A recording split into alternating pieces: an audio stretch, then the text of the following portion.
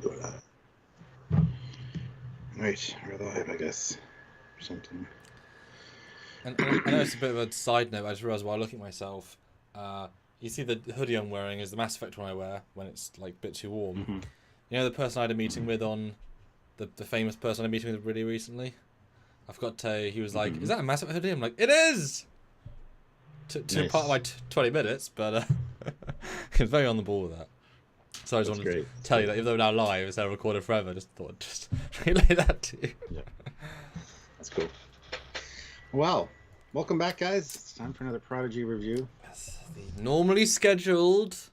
Gotta give it its due. Yeah, there's nothing else to talk about anyway. So. No. Although obviously there is. What else is there, Stuart, that we are not going to talk about today? Well, I'm not. We're not going to be talking about the Picard trailer that just came out today. We'll be talking about that on Monday, and I have a live tonight at 10 p.m., which I scheduled because of this trailer to talk about it. So that'll be a bonus one if you guys want to attend that. But yes, Monday at our regular time for a live, we'll be talking about it, breaking it down for you guys. Yeah, and do expect some other content as well. As you can imagine, the trailer is packed with Trekyards content. Yes. They know just what to do, which is a bit funny because the Prodigy episode this week is very limited on Trekyard style content to the point of none. So we didn't film any bonus videos because there were none topics that we thought were appropriate. However, we were gifted with such a lot of videos in previous episodes of Prodigy that we managed to film a few extra, and so you'll be seeing videos that are new still, but from an old episode. So happenstance that was the case, and then as you said earlier, Star Trek gifted us with a new set of videos, so you can't get away. It's yeah, it's like when we had the lower decks holodeck training one, and then the next one didn't have almost anything. It's like, well, we still have the full buffer of the last. Yeah. How is it? It's like it's planned. Yeah. Wouldn't that be? We gotta keep those Trekyards boys alive. So let's space these out properly. Let's plan this shit. And we have talked about how, you know, there's like a season opening and a season ending of two shows at the same time, which is going to be so bad for us. But can you imagine if one has nothing to talk about, therefore, and the other one picks up the slack? It's like, wow, how did that happen? That's so much more helpful. I can see Discovery being lackluster for an ending as like just a cliffhanger with no new ships, nothing new to really talk about. And yet Picard's going to be like, boom, new ship. And it's going to be like, okay, one made up for the other. Yeah, which is crazy. It's crazy. Well, we got some super chats to start. So Thank you so much. SBS Guru 2005 €5. Thank you. Thank you. Just going to say it, best episode yet. Classic Trek story. The kids are starting to become an actual crew, and the character gets a big boost in ability. Did you jump that time gap? Yeah. Sergeant Montgomery, $2. Favorite episode of all new Trek at work. Watch later. Oh wow. It's 2 opinions like that. And Mark Lawrence, $5. Had to skip the ad. It was 30 minutes long. Wow. Hi everyone. Everyone in the household loved this episode. Cool. And Pixie says she's ordered a milkshake for 10 p.m. I don't know if that's for you or well, for... no, that's from last night. I got 2 milkshakes sent by 2 different people. They both sent me a chocolate milkshake and a hot fudge sundae. Oh my god, one from McDonald's, one from Burger King. They ordered at the same time, and they arrived within a few minutes of each other. So this is the one that I'm still drinking because I put this in the fridge last night, so I couldn't drink it all. God, you're getting spoiled, man. That's wonderful. Yeah. And you know, please do address Jung Lee's comment. What does Jung Lee say? Did you miss the new Picard trailer? No, we didn't. We saw it. We're going to be talking about it. Like I said, I'm just doing a first reaction tonight at 10 p.m. Eastern Standard Time. Anyone that mentions it, he's going up to full overload. I'll get no overload. You always go up to overload. It's too far. And mild stun. Monday we'll be doing a live breakdown of the trailer. Wait, are you saying Monday? Yes. Monday, fun day. But this is Friday. It is. So yeah, episode 8, and I'll start showing because I want to miss that step. Go for it. Go for it. Yeah, guys. So we got a few super chats, which is great. Hopefully, you guys will want to super chat some more and give us your thoughts on this episode. It was a fun episode for sure, and looking forward to talking about it, obviously. But we want to hear your thoughts as well. So super chat if you're able to, because it does help the channel, and it helps get your voice heard, as it were. So. Also, don't forget you can join the channel. It's like a monthly subscription thing. So if you just afford a little bit a month instead of super chatting for every live, that's another great way to help us out. Or head on over to Patreon/Trekyards, which is another monthly service that we have that can help us out as well. So that links down below, as you know, for Elamos, affiliate codes, affiliate links, and discount codes, as well as the Teespring and the TeePublic store for some Trekyards merch. And yeah, hopefully you guys will check out all that cool stuff and help us out any way you can. One of the best ways, easiest ways to help us out is just hit that like button. We have 42 people here right now with 24 likes. So hit that like button and let's try to hit 50. I think we can get 50 likes right away. So the 25 likes, we can do it.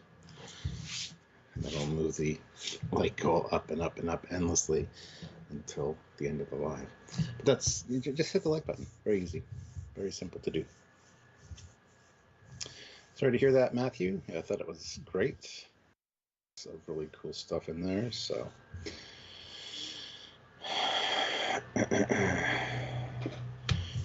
yeah. So,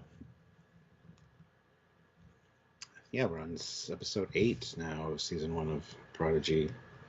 Almost halfway through this season. So, yay for that.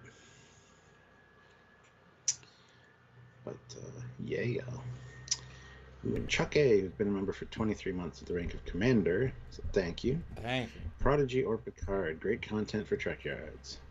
Yes, they both are. All new Trek is, really. Yes. Bot to snipe. I will do a quick poll, because I'm interested. Yes, please do. Polls are fun. That's what she said. Anyway. Let's see. Damn, Mission Impossible has been delayed a year. Oh, well. A lot of things have been delayed, to be honest. So, Good Tea, Nice House throws in $5. In the spirit of time, Amok, I'd like to snipe Mark Lawrence for the last Super Chat slot. Did I win? Winky face. Yeah. Right now, yes, you are the winner of the last Super Chat slot. That being said, I hope you don't win. Keep the Super Chats coming, though, guys. But yeah. Ooh, and Richard Diaz is like Picard 2 trailer review Monday. And tonight at 10 Eastern Standard Time, I'll be doing a first reaction to it. So there you go.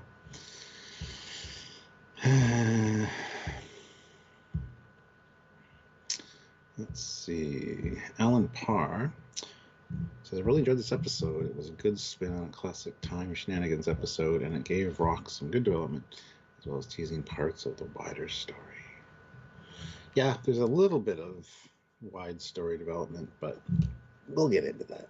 It's kind of a good episode, good episodic format. So,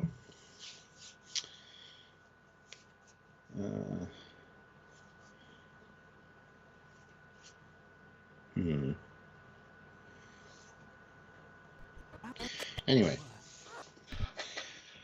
Alright, so my poll question, because I had to double check which one's which, because we've only had 3 new episodes since the break, but it feels like more. So my question is, which of the last 4 episodes are your favourite? That's kind of the question I had to then create my own little names to them so people would know. And I gave the names of Episode 8, the Time Wibbly Wobbly one. Episode 7, the First Contact one. Episode 6, Holodeck No Win. And Episode 5... Escaping the Death Clan. Exactly. So vote now. Ready? Hold your peace. Yeah. So Stuart, what do you think of Prodigy Season 1, Part 2, Episode 8? Very episodic feel. Felt very Star Trek. I didn't think it was as good as the last few episodes that we've seen, honestly. Didn't get as much. When I heard the title, I'm like, ooh, okay, we're going to kind of get a story as to what happened to the Protostar, about the 17 years earlier thing. So the title was a little throwy offy. which is fine. But other than that, yeah, it felt very Star Trek. This is a kind of a trope that's been in every series of Trek. As it should. Yes, they're always great, and yeah, like Shattered and stuff like that. Mm-hmm. So there's a lot of parallels to those, and it was really really interesting. I really liked the way everybody dealt with things, and yeah, good character development for one of them who was there for like 6 months or something. I think it worked out to be somebody had figured out. I forget where I saw that, but yeah, I guess anyway. if you calculate how much food they need, and if they assume all the food's in the mess hall, I guess you could work out some basic math. Yeah, maybe. But anyway, so yeah, we assume at least a couple months or a little bit more. But wish they would have actually set a time in the episode. But that being said, it was a good episode. Did feel, I don't want to say filler episode because it's not. Because even though this is serialized storytelling, it's not 10 episodes where you need to worry about that. So a filler episode in something like Discovery is a lot different than a filler episode in something like this. This is more, like I said, episodic feeling and more Star Trek with a little touch on the overarching story. So I enjoyed it, just not as much as the last 2 episodes for sure. There you go. How about you? And I'll briefly go back on you. I mean, I know you've watched it more since our first review, which was this yesterday. Do your opinions change when rewatching it? Not really. No. The pacing's really good though. It does seem to flow really well, but I wish it had a little more time in it. Pardon the pun. It could have been a little bit longer and expanded on a few things, but yeah, I think it was fine. And yeah, my opinion really didn't change that much at all. Yeah, for me, it's like you said. I agree with you in most of those ways. It's not one of their best, even though conceptually it's very good. It doesn't quite come together as well as you'd like it to. It's definitely better the second time because I thought the pace was a bit off the first time. The second time, when you know what happens, you don't look for pace really, just sort of watch the story.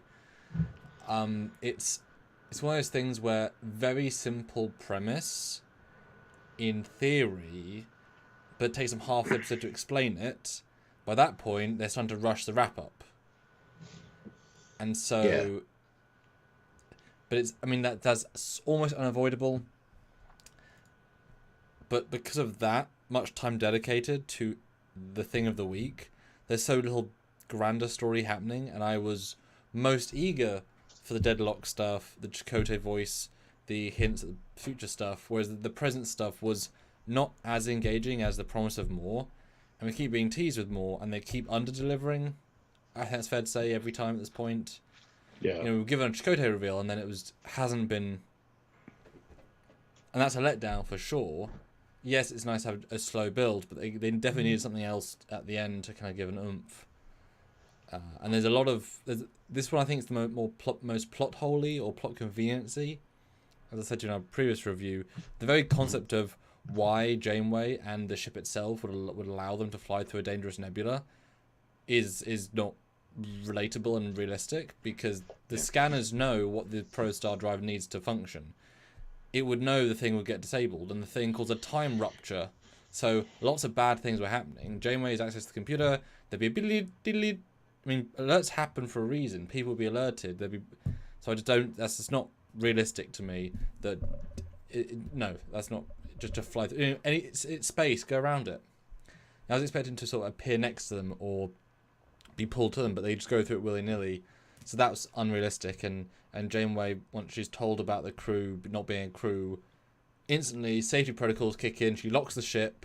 She insists they go to the crew quarters, and she activates the pro drive to head back to her. Something happens, and you're like, oh, it doesn't matter that you stole the Federation starship because you're my crew now. Nope, not realistic either. Breaks the logic of the universe entirely, and the setup for the situation as well. So there's a few fundamental flaws with the concept. And obviously, the fact that Janeway didn't know they weren't her crew devalues all of our speculation that she was going sneaky. She wasn't. She is just gullible and also unreliable, and proves that you shouldn't... holograms haven't gone as far as... EMH is a special hologram. She's not self-aware. She's not understanding. He was special. She is not. Mm-hmm. She is a much dumber, less capable thing that being proved time after again. Although she got... Mulgrew, great to see her actually be given some lines this week. She was definitely the hero this week. Fantastic. But you know, when the few major plot elements are just weak and illogical, it does break. It's like a lot of Discovery plot holes in season 1. It's like, well, that doesn't work. That's wrong. That doesn't make sense. You just can't be along with the ride if there are just problems with it. So yeah, those are my things. Yeah, we talked about it too in our other review, where it would have been good if when the Diviner and Dreadnought sent the program through, that they actually, something they did initiated the ship to go in there into the nebula. Would have worked. That would have been perfect. Yeah, because they clearly have far more understanding of the ship. So, yeah, if they'd been, if they'd already been built, started being built, moved a lot, would have been much smarter. Like maybe Deadlock knew he needed, 6 months to make the encryption on the main database, and so he went through an anomaly that gave him 6 months. That would have been cool if it started with a thing at warp and then drops out and say we've lost control of the ship, goes the anomaly, shatters, and then yeah. Well, let's see the poll results so far. Actually, your favorite Prodigy episode so far out of these ones looks like the holodeck one. Kobayashi Maru is winning. So should vote on that then, guys. That is awesome. But yeah, 42 votes. We want more, so go vote on that. Hit that like button. I still want another 6 likes to get up to 50. Please. I do think though this show has now suffered from higher expectations. It's proved absolutely. These last two have been really freaking good. That if they don't quite realize the potential, it's less satisfying. Whereas Discovery, the bar is so much lower, and Picard as well. It's like, oh, that's great for Discovery. The last two have been great for Star Trek, let alone for their show. So and that's. I mean, look at TNG. You often get ones just like, wasn't so good. This one's, wasn't quite as good. They're allowed to have those, I just want to quickly address Jimmy Seymour, who was thinking that Del actually won the Kobayashi Maru until he blew up the ship. I would argue no, because he beamed over to the Klingon ship. He still had to get the Kobayashi Maru to safety across the Federation line. Who knows what would have happened when he tried that? More Klingon ships could have decloaked. Would have. There's a lot. Would have. Yeah, there's no way to win the scenario, regardless of what you do. So, no, he absolutely did not win. You can't. That's the entire purpose. But we start, Stuart, with a fantastic flyby. Although now... people pointed out that the star date here that she says 60712.125.6 is a messed up star date set somewhere in their future, indicating that she's already been affected by something temporal. So I just want to point that out. People were mentioning that last night in my first reaction, and they did the calculations, and it's like it's off from where they should be. So we've talked about, I don't know what that's about. Well, we've talked about they might not be in the present. I mean, Janeway hadn't been affected by the time dilation yet, so that seems a non-starter. There's a cause and effect time travel as well. Yeah, I didn't remember the star date, but I mean, we have talked about they might be in the future. There's no reason to think they're in the present. As in, they might have jumped. We've talked about the drive, maybe push them in the future as well. Who knows? But okay, interesting. But yeah, the first shot is great. Although now all I can do when I see this sort of shot, now knowing, is that massive black side bit we know is a big open window, and it should be open. I know it's visually distracting, but now I'm like, well, should be open. Well, it's a great sense of scale. But yeah, lovely intro shot. Hey, it looks as good as the Horizon in motion. Yeah, it looks great. It's a good looking ship. Then we get the chicken, fox, and grains scenario riddle thing. No, he really said that. Those are words that came out of his mouth. Yes.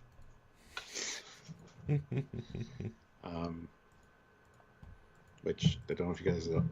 I mean, most people should know the solution to that, but whatever. If you don't, let me know and I'll tell you. Anyway, them trying to figure it out is interesting. And then the chicken running away, and they say to the Rock, like, you're not doing your job as security. I don't want to be security. I think that's great. She gets to pick what she wants to do, so. And I gotta say, the rendering here is gorgeous. You rarely see this sort of, plain English valley, because it's totally England. By the way it's framed, it looks like an English meadow. Beautiful rendering, beautiful water. The lighting is so good here. Really nice high fidelity. I was very, very impressed just by the loveliness of this scene. But it's fun. It's cute. It's weird, but it works. And considering none of these are humans, and they're all. That's great. We've already established such a connection with the team that this is a good, appreciative scene. And shows how useful holodecks are, because blank silver walls, or you can be on a meadow with a boat. That's why you have them. Yeah. No, it was a good team building scenario, I guess. Well, it failed miserably, but it would have been good had it been good. Yes. At least our Janeway's trying to maybe teach them how to be a team. I don't know. But and it dissolves. I like the dissolve with Murph in the boat. I thought that was really good. Yeah, and then she talks about Janeway mentions how they're not a crew. It's quite works and but pretty much out of nowhere. I guess he feels guilty now just for lying to her. He explains, well, maybe I'm not a crew, and I love Jan can be like, dude, shut up. And he's like, oh, yeah, we're not, we stole it. And Janeway's reaction is super underwhelming. It's really stark. She's like, you stole this ship? Oh, no. Yeah. It's like, that's like one of the biggest payoffs of the show so far, and it's played like a damp squib. Yep. Literally, instantly should have been locked in the holodeck. Instantly, The way you said it, though, it's like, oh, I didn't realize that you stole the ship. But no, it was very underplayed, unfortunately, which I guess you can't really do much. She was a hologram, so. And that would have been a great moment if she's like, oh no, I totally didn't know that. And Zero's like, I don't think she's telling the truth. No, Zero, of course, you got wearing uniforms. Like, that would have been a much better reveal. But It's played pretty, this is a bad reveal. Absolutely. Ooh, then we cut to the Rev 12. With the big orange screens. This is another... We got another thing, bit of information about the protostar. He's like, another one. Just somebody that knows nothing, wasting our time. And then we get, of course, I forget her name now. Ferengi, Ferengi, yeah. And there's a few payoffs here. First of all, they express that the protostar is at least sort of 4-ish months away, which isn't that 4,000 light years in 4 months, 1,000 light years a month. They've got some fast FTL. That is. I mean, they could. So if it's 1,000 light years a month, that means they could go to the Alpha Quadrant to the Delta Quadrant in 70 months, which is still many years, but less years. Look, it's 1,000 light years is 1 year at full warp. So they're doing it 1/3 the time. So so they're actually closer than they should be, because he said it would take months to reach them. When they jumped 4,000 light years away, that should be 4 years at regular high warp. So, but they have something else. They have other. I mean, the ship's so big and grand. That's just a hint to what we have. But also, it's interesting that he knows what Ferengi is, no doubt. And given that it's just another way of saying yes, he does know about the Federation, does know about the Ferengi. There's no Alpha Quadrant business he doesn't know about. There's no sense of anything. It's just Ferengi, yeah, of course. Which I like that. It's combining the the old with the new and making it be normal, which is good. But I love how he's like, well, if we can't get there, there are other ways to make our presence known. Now that we know where they are, and we get the infiltration of the vehicle replicator computer. And how do you send a signal 4,000 light years away? I mean, the only way Voyager could send signals to Earth was through massive wormholes and very, very complicated stuff, and they send it like it's nothing. So I hope that's explained. I don't think it's a network of... It would have been really nice if he just said, access the Herodian network. That would have been really cool. But it seems very easy and very straightforward, and the fact that the Diviner has instant access to a locked computer system 4,000 light years away in real time, but can't control the ship, but can just send a program that's huge apparently, that can, and also in that program the consciousness coding of the entity. Why the hell can't he just tell the ship to turn back? Why can't he take control? Why can't he turn the power off? This is very different. One should be the other. There shouldn't be the tech. This is not a radically separate piece of technology. It's part of the ship's computer. So I'm confused by the lack of ability, yet gold ability here. Felt like a weird shorthand. What do you guys think? Sure. What do you guys think? Yeah, they definitely should be able to take control of it. Even if, like we said, this is what steers them into the anomaly to slow them down or something. Give them a chance to catch up. It would be interesting, but... And I'm sure there's a reason, because clearly I mean, I wouldn't be surprised if he's now been on the ship at this point, given the way it's kind of framed. There's a certain amount of knowledge. You know, the Deadlock says later on, should go back to its rightful owner. Well, it didn't feel like he was saying that as if he found it one day. It felt like some grander, weird, confusing thing. So there'll be something there. And Mario says, Voyager going 1,000 per year wasn't full out. They would have stopped refueling. They would have gone farther and faster if they did nothing else. No, there's a line that says even at top speed, it would take us 72 or 74 years to get home. And that wasn't like accounting for stops. They were just saying how far it was. So it's a rough estimate for 1,000 light years in a year. But and 2 interesting points. Grant says Voth technology has had a recent fire cell. Well, yeah, that would be funny. SVS Guru 2000 puts in €5 and you. says the Diviner ship might be from the future too, displaced together with the Protostar, so it could be faster than most ships in the present, and not just even a time issue thing, but even another reality type of drive as well, in case it is a crossover. So I mean, this does make a ton of sense. I think we're definitely seeing that more and more hints about that as we go. Because then it's not a huge deal. I mean, I would have no problem saying the relativity can communicate across the galaxy. Oh, wait, it did. And the relativity did communicate with 7 of 9 across the universe, the galaxy, and the timeline in real time and beamed her out. So, yeah, it doesn't be that much more advanced. I mean, wouldn't that be a hell of a payoff if whatever the race are called, are temporal Cold War remnants? That'd be great, you know? They escaped the temporal Cold War back in the past, and then it all went a bit screwy. Yeah.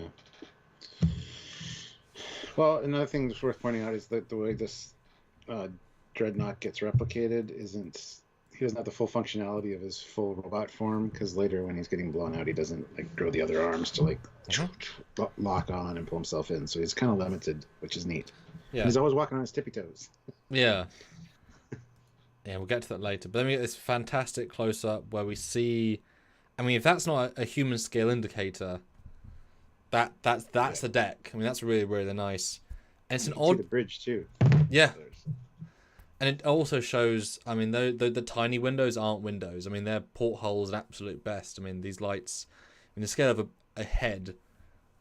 these aren't the conventional... There are no conventional windows on this ship. Everything's either too big or really too big. But it's super interesting. And even having that level of observation window on an NX ship is interesting. Very strange, because that's a huge amount of the volume of the ship dedicated just to a viewing area. But again, if there's no other windows on the ship, then... What it reminds me of? The Orville. Mm-hmm. That long hallway with all the glass. Well, I'm sure they like the Orville too. And then we have such a contextually odd scene. They walk in, and there's this great-looking nebula, and Jan comes like, "What's that?" "Oh, it's a tachyon nebula." "That's weird, blah, blah, blah." And then we just see these gorgeous CGI shots just going into it. And it's like, what? Why? Yeah. It's so contrived. And even Gwen, who knows exactly, I'm sure she knows what tachyons are. She even knows the gravity's going to go down. Yeah. She's so... Yeah. I mean, I know they're children, but she's the most equipped of them all. It's weird. Well, they talk about messing up the gravity, and then Jenkins Pog's like, wait a minute. Wait, gravity? And he knows enough to go check out the proto drive. So, I'm glad he's capable. Uh-huh. But before they did that, they were like, we're just aimlessly wandering here through this nebula. I wish we wouldn't have told Janeway that we weren't cadets. Now we might never be able to join the or be part of the Federation and just roam aimlessly. So, yeah. But he takes off. And then we get a pretty quick jump to action here as the thing goes red and then goes purple. And I guess just destabilizing the thing that keeps the protostar intact. can create a temporal field, because they didn't say it was the tachyons in the nebula that caused this. It was the gravity which destabilized the containment field, so this thing can fracture time. Do you want to bet it can send them through time if it can literally fracture time? Mm-hmm. I mean, that's part of its thing, which sort of feels like a red herring for Tachyon Nebula. Because that was very specific. Well, I don't know if you'd agree with that, but it feels such a specific wording choice to ignore the. I do. I think. Yeah. I think this whole episode will be about time, and with the sine wave is going to play in really important later when we find out that it can do time travel. I think it's going to be like it's for the younger audience, right? So this is like a, hey, remember that episode with the time fracture thing? Well, guess what? This can move the whole ship into whatever we want as far as time goes. That's great. Yeah, maybe. I mean, you said this actually. Maybe when it jumps to proto warp, it actually speeds up its own time relative to the universe. Yeah. Or vice versa. It does something like you said, and that lets it travel because it's not actually traveling any faster. It's just, you know, that's super interesting. Barely an inconvenience. But no, I think you're absolutely right. The fact that you have that graphic, it was very spelled out. There's gonna be and this seemed relatively doable and fixable. You know, if you have it pre-ready to go, if they can replicate this by just destabilizing the gravity in the same way, they can create time eddies and then strategically place it, and that could be a real get out of jail free in, you know, season 2, episode 14. Yeah. I did find it interesting that each person on the ship was localized in their own like part of the sine wave, though. I thought that was really weird. Like, why did that happen? Well, we'll get there when we get there, because that's definitely the debate to have about what the hell's happening. Yeah, okay. But the Janeway fracture is cool, though. Well, Janeway even says here, you know, even though you're not actually cadets, it's still my job to take care of you guys. So that's when the drive does the fusion. Because I buy that in super basic concept, but at the same time, it's also a job to get the ship back to Starfleet, and that overrides the safety of the crew. So it should be, I'm not going to stop you from dying. I'm going to help you from dying, but I also need you to go back now, today, after this iteration. Well, she is just a training hologram. She's not the emergency rescue the ship hologram. Or whatever. So I don't know, maybe. But then it's like with program's limited. With the EMH Mark II, he then turned off if he wasn't applicable. Yeah. So she should then say logically, well, you're not a crew I can train. Obviously, it's irresponsible to get the ship home, but yeah. Oh, I missed one. Starship USS Normandy, 5 pounds. Trekyards, this is the USS Normandy, requesting permission to dock. Permission granted. Do it. Half impulse, though. Half impulse. And Squadron Course, $1 super chats. Thanks so much. Yeah, keep the likes and super chats coming, guys. We are about a fifth to our minimum, so throw some 5s in. Let us know what you think of this episode. But I did like this first bit, because the escalation factor feels really good. How it goes instantly to, oh no. 10 minutes goes to death. Although, weirdly, if you look at Janeway's program, we once again have a photon torpedo on the display. Because if you remember previous episodes, there are photon torpedoes everywhere on the displays. Why is there a photon torpedo here? I mean, that's pretty close to a torpedo. I don't know what else that is. It's truncated, though. It's like squished, but yeah. And you've got a non-split delta. That's nice to see, because we know that their delta's weird. So I was pleased to see that. It's like the original delta. Although the delta on the Janeway hologram herself is the actual Protostar one. Yes. So it's not anything else. The main one's the right one. Yep, it is. And for some reason the Janeway picture hologram is 4 pips. So the representation of Janeway has pips, but does she have pips? I don't think she has pips. No, she doesn't. No, she doesn't. An odd choice. That's a picture of her. That's Captain Janeway's file. But wouldn't it be Admiral Janeway? Wouldn't it be the more update one? It should be Admiral Janeway, really. Oh, maybe. Yeah. I mean, it's not, because you can see it's a Voyager costume. Well, that'd be really cool if that was actually a Picard costume, like the era, or whichever, or the Chakotay one. Small thing, just just small things. Now, one thing I noticed here is when she's asking if anybody else noticed that, and the computer says there's no life forms aboard, and they're scrolling through. All the rooms are really clean, even what looks like the mess hall. Which we know the place was a disaster before. but it's not a big deal. Yeah, it's weird because the computer should still detect people, you'd think. We'll get into that. There's some slight issues with this later. But they kablooey, and we actually genuinely see ProStar get destroyed. And it's like, oh. Well, yeah, Jenkins says he needs to create a gravity shell. But with the gravity shell of the protodrive is needs to be equalized. So, yeah. Nope, kablooey. The gravity is what keeps the star from exploding. Nope, kablooey. Yeah. It's a pretty interesting explosion as well. Yeah. It's kind of all around the ship. It isn't the core exploding, it's the whole ship exploding. Like a self-destruct. A weird bubbly effect too, not really fiery. Yeah. And blue. Very strange. But no, Janeway phases into another time stream. Yeah, there are a few plot holes in this one that bothered me. And we're very close to that point as well. Not necessarily plot holes. This is when I said earlier that it could have used a few more minutes to explain a few more things, been a little bit longer, but whatever. Yeah, but now she's on the bridge for some reason.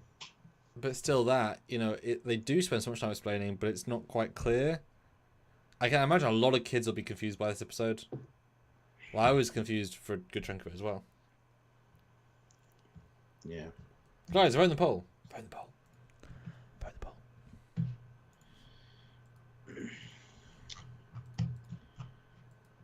Come on, computer.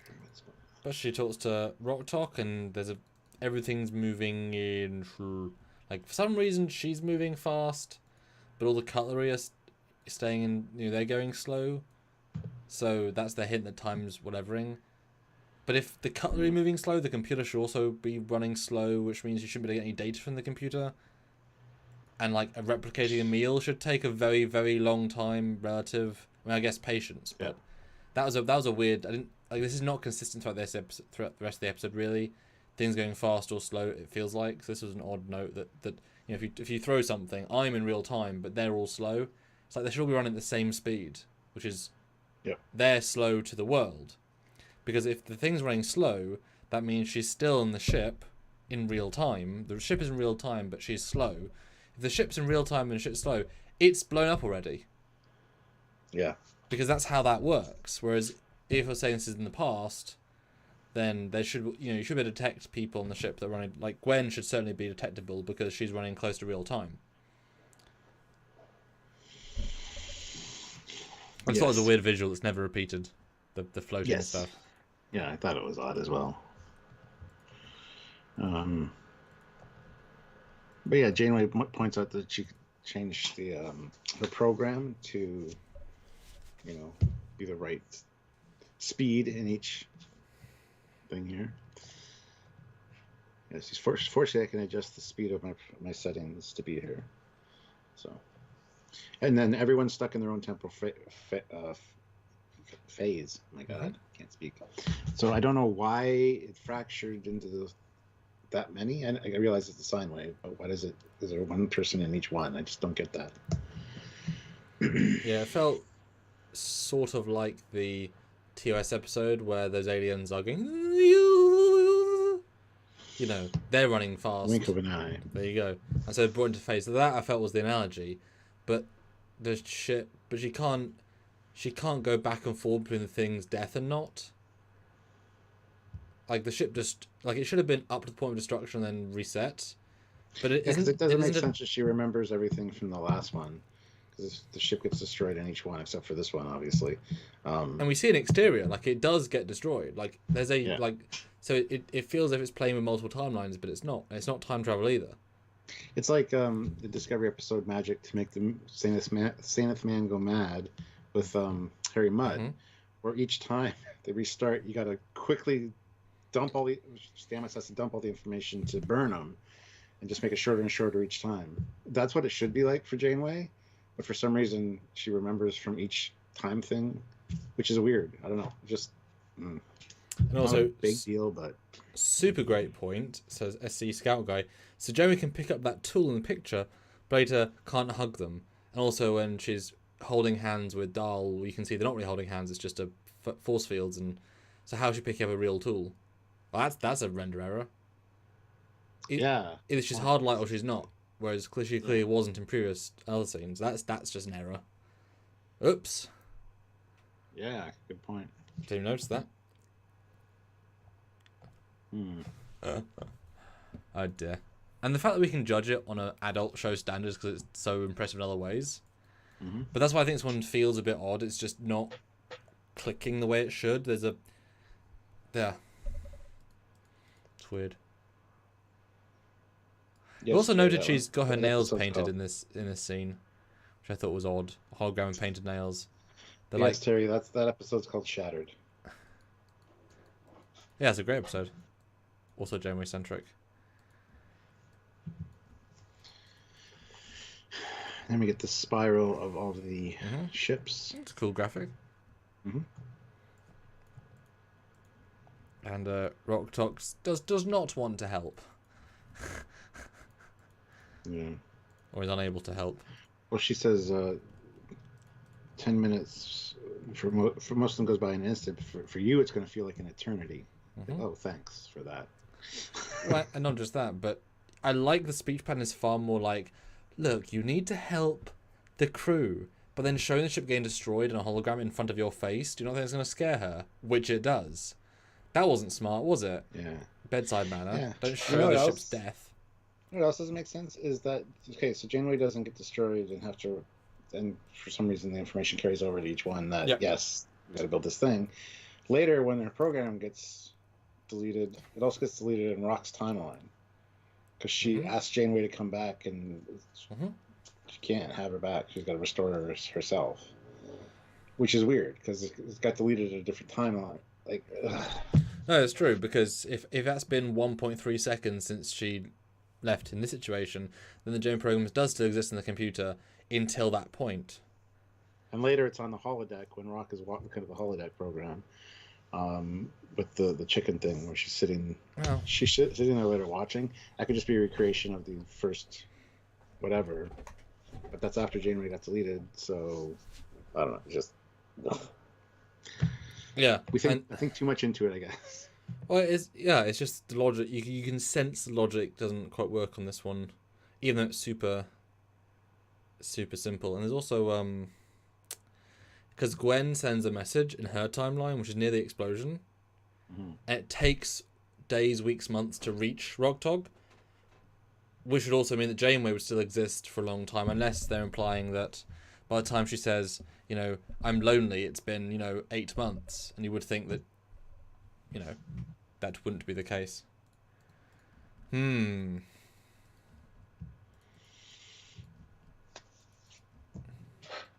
Yeah. But I get a cute little Zero scene, although I find it a bit daft when you watch Zero pressing buttons and clearly the fingers are bigger than every single button and he's literally incapable of pressing the buttons. And you even see the animation like touching more than one button at a time because the fingers are too big for the buttons. I thought it was a little bit like, well, that's not such a good design. Yeah. But Zero's figured out they have to restore gravitational balance and reroute power to the primary warp drive. Or from the primary warp drive to the proto drive. So using warp matrix, which Zero realizes doesn't have the time to build, but does the schematics and designs for her. So because this is when you see the wiggle graphic, and for some reason the wave, the closer you are to it,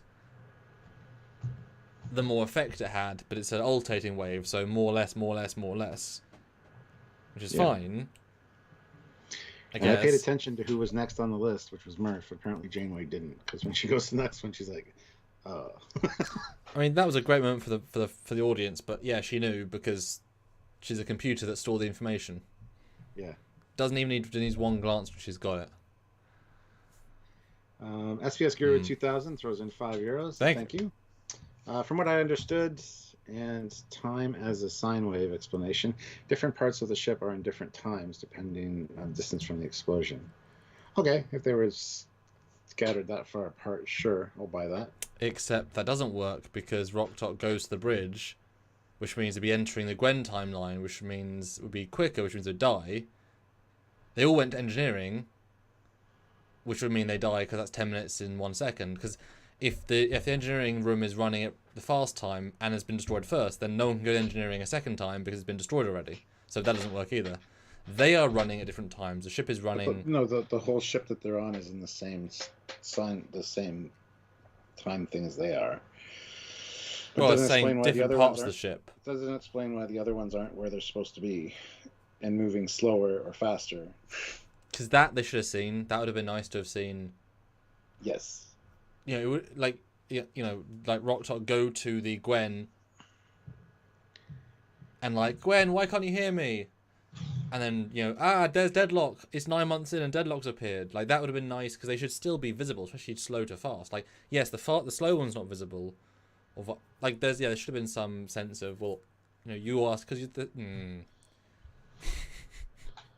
It could just be how a proto drive works. We could get an explanation later that might answer this question, actually, when we find out how the proto drive actually works. But it's hard to say. Yeah, they both explained it well, and yet it doesn't really work. But the pace of this episode is such that you don't really think about it. Oh, I was thinking. No, I was thinking. No, I thought about why they were all on different, like not on the same ship essentially. But other than that, I think the pace is really good for this episode, so that at the end of it, you're like, wait a minute. One or two things just didn't make sense. You go back and watch it, and it's like, okay. Well, it's like the Bird of Prey in the holodeck one. It doesn't feel right. There's something that doesn't work here, and it's the logic of it. Yeah. What we need to have seen, really, like with Janeway, when Janeway splits, right, we need to see the ship split into 6 pieces, like in Shattered. A visual representation of there's 6 clones of the ship, all existing in the same space in different times. They did it a little bit here when the wave passed through Janeway the first time. You saw her split into like 4. And then come back together. So it was her, but not the ship. But she's a computer, though, anyway. So that... Maybe it was her because she's the computer and basically the ship. That's the representation. But if the ship is also 6 ships, then Janeway shouldn't be able to exist in all 6 ships. And if she does, she should be able to exist in all 6 ships at the same time. Because I was waiting to see a moment when there were multiple Janeways talking at the same time, like coexist talking, because there should be 6 Janeways. There isn't one Janeway flying between all of them because the computer can't think in 1 millionth a second and 5 millionth a second. Because the computer's dead then in the Jankum timeline. The computer's gone, dead, destroyed. It can't then move the data back, forward, faster, slower in time, backwards. That's not... The computer isn't magic, Whereas if there's 6 splits, then it's 6 Janeways, then she shouldn't be able to share data. It would have been nice if they didn't have that sharing of data. It would have been nice if it was to reset every time when Jamie's going to relearn the same thing, kind of like 6 Groundhog Days, but because they can leave things for each other. Yeah. But then it's one ship then. So, gosh.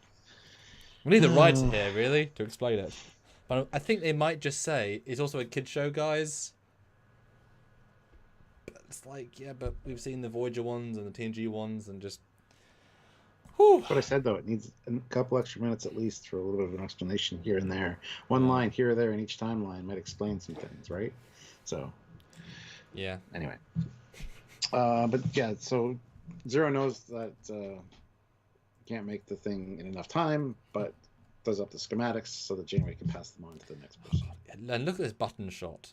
His hand is the side of 7 buttons. And he's pressing one at a time. I don't buy that. Did you watch the latest episode of Book of Boba Fett? Yes, I just watched it last night. The guy that worked on Fennec with the cyber hand. Yeah. Did you notice his hand is exactly like Jankum Pog's? Yeah. It's shaped exactly the same. Anyway, moving on. And we had a weird visual representation of the sine wave in space. Which I thought that was a wonderful Star Trek 3 reference, going around people's heads. That's what I took from it. Star Trek 3 reference. Because all the heads, the whales, so the 4. Star Trek 4. So all the heads appear and they go through them. That's what I thought. I thought it was a really nice reference to that.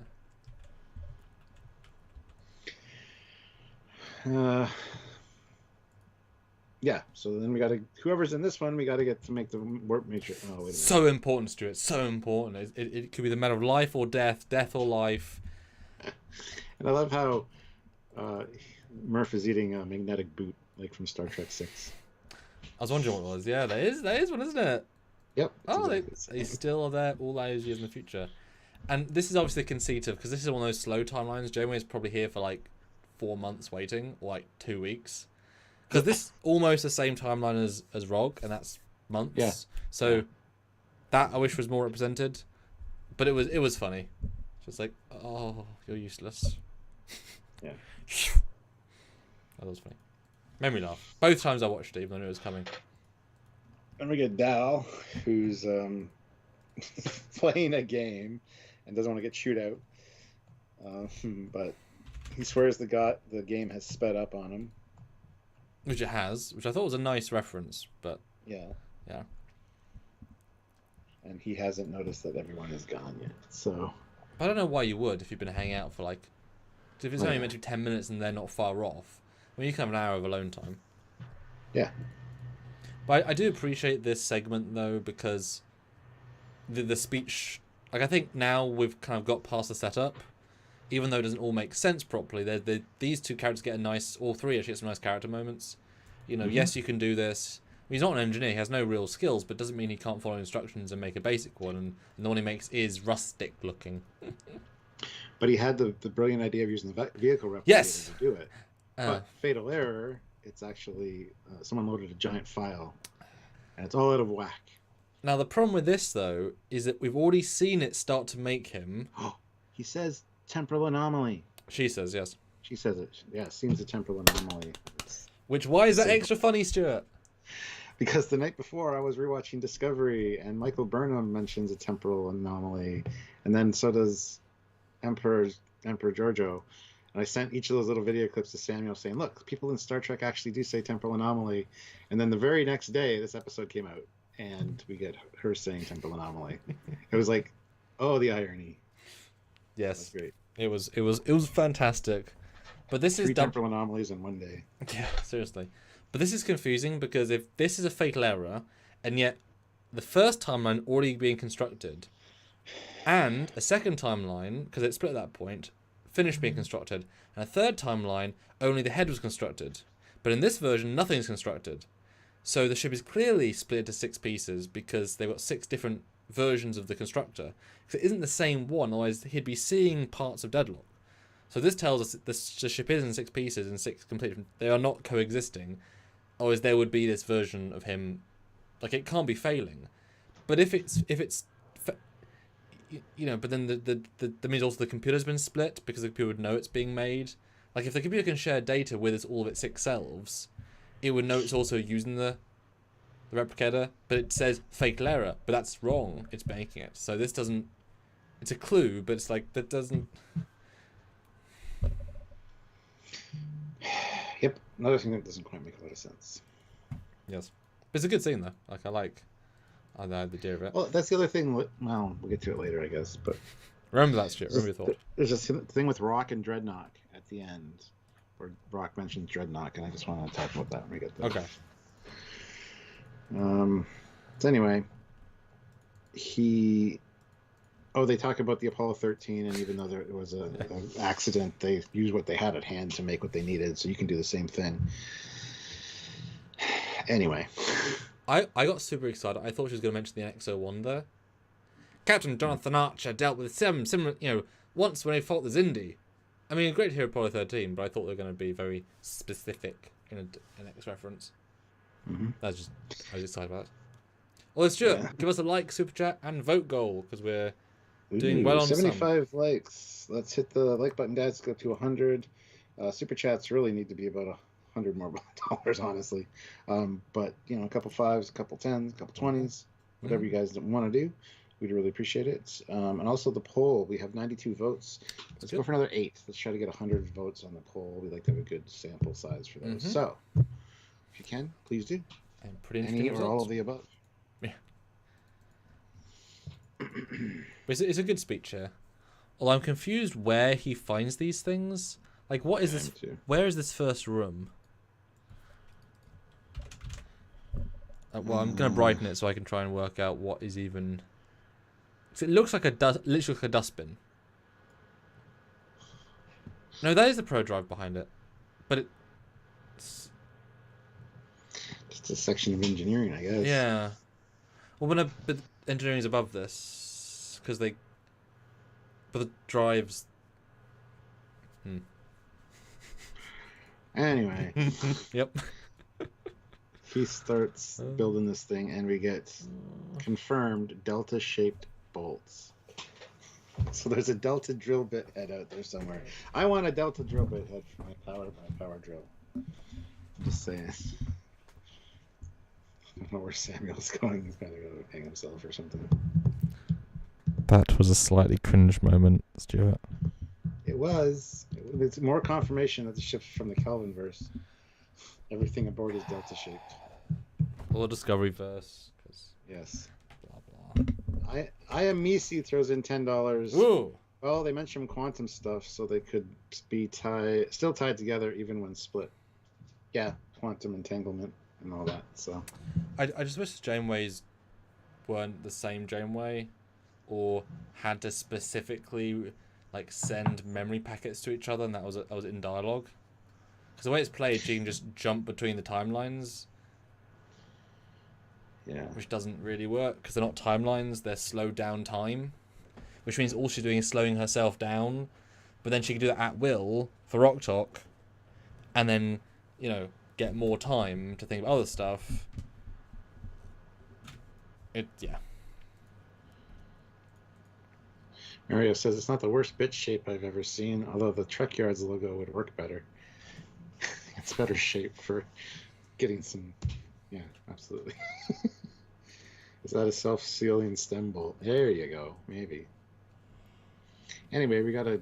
Sorry, you're gonna say something. But yeah, he builds it, and you get the Kind of janked up looking. which I like. It's rudimentary, although some random kid can make a rudimentary warp thingy. It's that easy. Shit. Just wow, we really simplified warp tech in the future. And I love how it's perfect until it's not, because you needed a lithium coupler, the right size anyway. Boy, that is a first world USB problem. Oh god, Yep. USB-C to USB-B. Ugh! It's cute. It's a good little reveal because it's very. And he also wouldn't think about that, would he? He'd be. Well, yeah, it works. I do quite like that moment. And he hasn't got time to work out how to fix it because they're about to blow up. Yeah, but they're like, don't worry, we'll work together as a team. The next person will be able to get the coupler. We'll do this. Which is how can this thing be passed from timeline to timeline as well?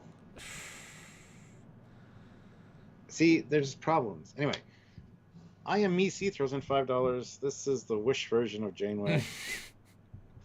And Squad Your Course throws in $1. With no comment. But thanks so much, Squad Your Course. Those all add up and mean a lot. So thank you. Yeah, it seriously does. Generally show different hairstyles in every time period. That'd be funny. Yeah. Maybe that's why they have the split delta, actually, is because it would be a better drill bit. More surface area. So you're saying the Corps of Engineers came down and said, guys, we've been dealing with these for a few hundred years. We want split delta. And I was like, what? Yeah, they'll grip better. They'll be better in space. Anyway. But then, then you get this core explodes. Again, boom. Yes. More of the sunwave.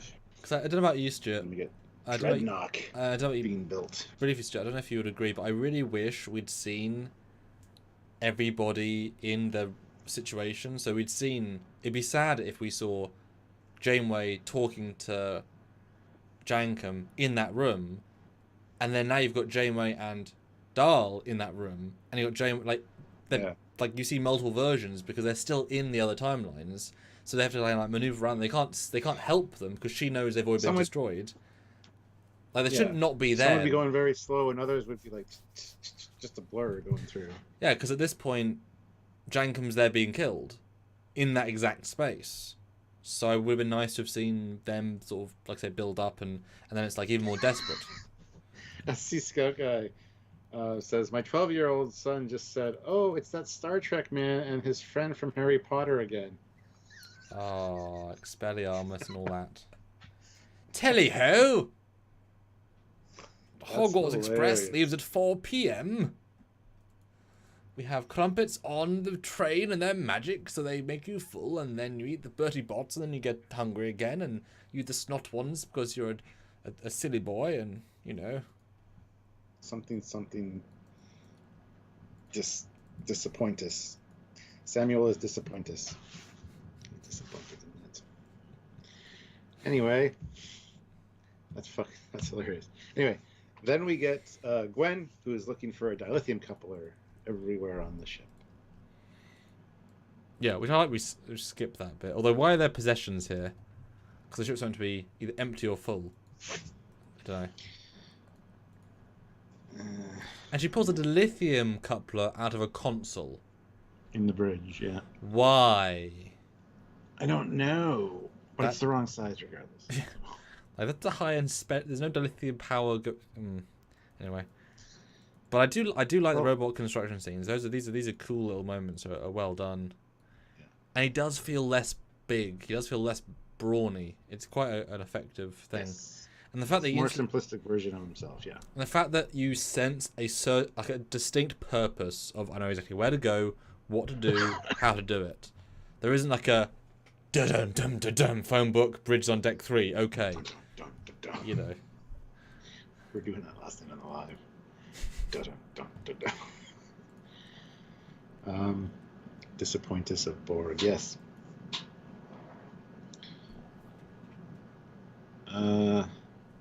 And the whole, what is that? A gift from my father.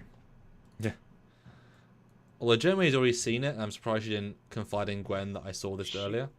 Well, she does. Oh, yeah, well, yeah, from the last episode where she saw it on the thing. Here she says, I guess it couldn't be completed in the other timelines due to temporal distortion. But since we're closest to normal time...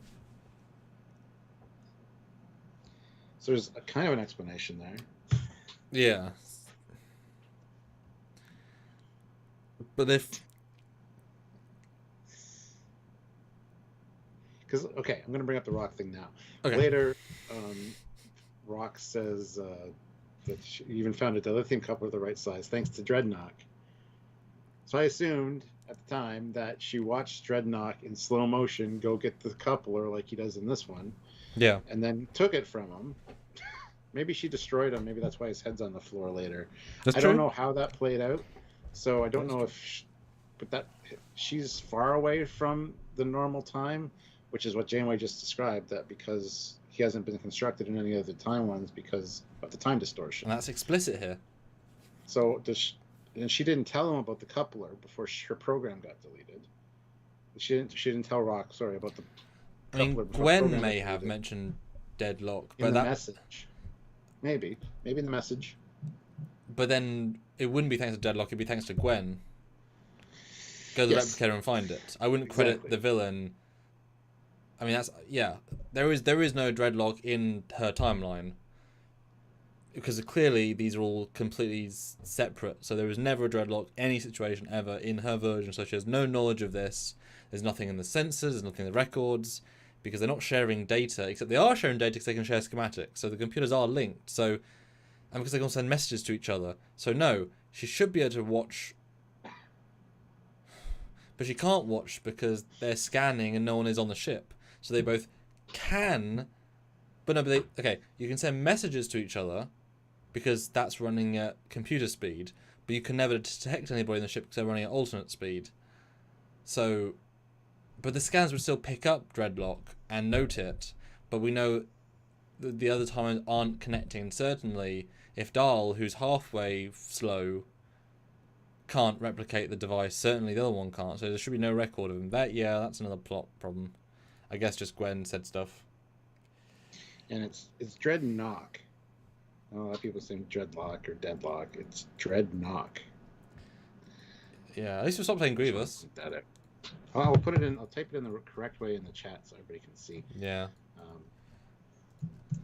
But I do like just saunters to the bridge and is like, bleep, bloop, bloop. Oh, It's my ship now, bitch. okay. And Janeway's like, you. And Deadlock's like, you. And a very confusing exchange, so please read, because the sense of it is confusing. I've seen you before. You attacked my former crew. Janeway, I'm surprised you remember. You corrupted my files. Close, but not quite. Where is your crew now? Ah. And he sees Gwen. Ah, yeah, so it sounds like they tried to delete her files, maybe. That's why he's like, I'm surprised you remember. But the files weren't corrupted, they were classified. And then she broke the encryption. And It sounds like her program was also reset, though, because when the kids come on, she's like, hey, your mini crew, how's it going, guys? Yes. But also the memories were just classified locked, so... But it was locked with their passcode, so I'm assuming then that the diviner, he locked everything out, he reset everything with his passcode. Because clearly he's been on the ship. Like, that's the impetus here. Dreadlock certainly has. The diviner has as well. And so maybe the only way to make the ship reset was just a hard factory reset button. But you can't delete the information, you can just store it.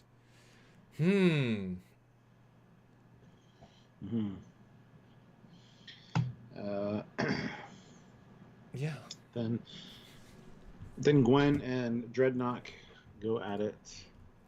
And he says, you'll regret interfering, progeny. And I was surprised how not effective she was. You would think she'd know exactly his weak spots because they've worked together for years, and she's the sort of person that would know him and know his abilities, and he defeats her instantly. Like, there's zero challenge. Yeah. I know we're running out of time, but it was certainly, I guess she hasn't got the fighting spirit anymore after she's got soft from working with the crew. I don't know, that's kind of how it felt. And SVS Guru 2000 puts in €5. Thank you.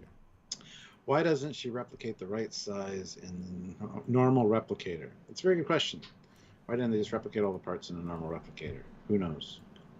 Maybe because of the time distortion. I don't know.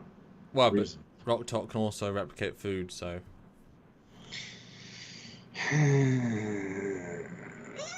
Yeah. Anyway, computer, erase the Janeway Hollow program. And then we get authorization code in Chakotay's voice. Chakotay Zulu X-ray X-ray -475. Commit. And Janeway gets deleted. And sadness ensues. Yeah, another huge moment, because not only having the access code, but having a full recreation of it, of the voice. But is it a fabrication? Is it just he said it at one point, Chakotay did, so he replicated it? Clearly, they know that they've met the captain, they know the captain, they have the access codes. But then again, if they also had access to the ship's computer, you would know the code. You could, the computer knows the code.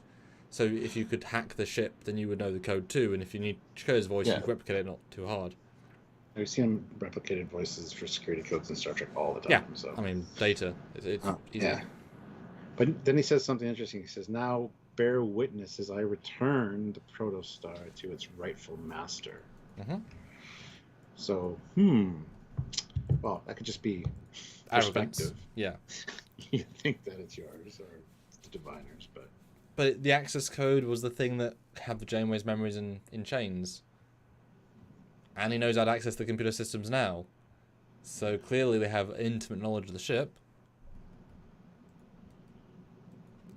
But I will give credit to you, Stuart. I missed this last time, but I said, well, how he must have knowledge of the ship so much so. But no, he does just Google search where's the right component, and he finds it. It's a Google away. Which is why did Gwen or...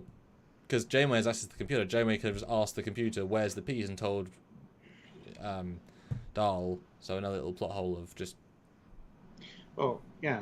And Gwen even follows him and says, I've already looked everywhere. I mean, that could just be a trick to try to have him not go look. But yeah, that wasn't the way she played it. I know. Now, the thing is, though, how many times do we get asked on Trekyards, how many times the Akira appeared? And I'm thinking, Google it, look at memory alpha, the information's already there. So, she not thinking, just ask the computer, because she's a dumb kid. I can kind of buy, but, he just checked, and it was that easy. Yeah. SVS Guru 2000 puts in €5. Thank you so much, SVS Guru. Weird that Repla Dreadnought shows signs of wear and tear around the edges when he is freshly out of the replicator. Oh, character. Maybe it's an exact copy of how he should look. Even who knows? It is weird. Interesting comment from SES Scout Guy. And again, guys, we'll read your comment. Like, throw interesting stuff, and we'll notice.